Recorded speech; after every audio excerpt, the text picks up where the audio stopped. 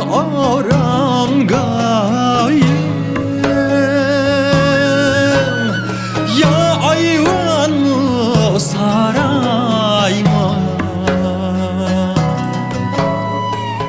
yar senin orangayım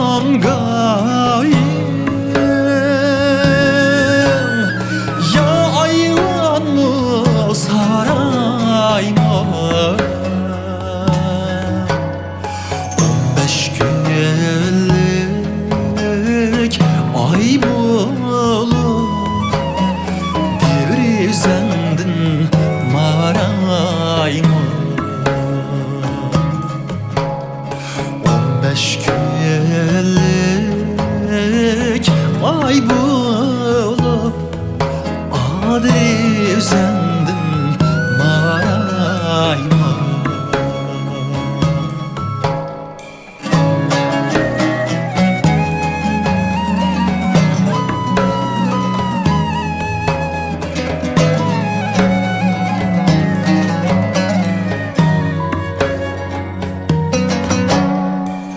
yarım seni sığınsam ay yıldızga karay mı ay yıldızga karay mı yarım seni sığınsam yıldızga karay mı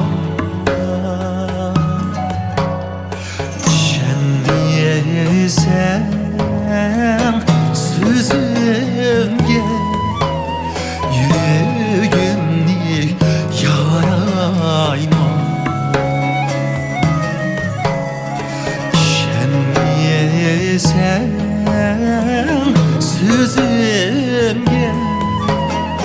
yüreğimni yaray mı yar kilemsen baray mı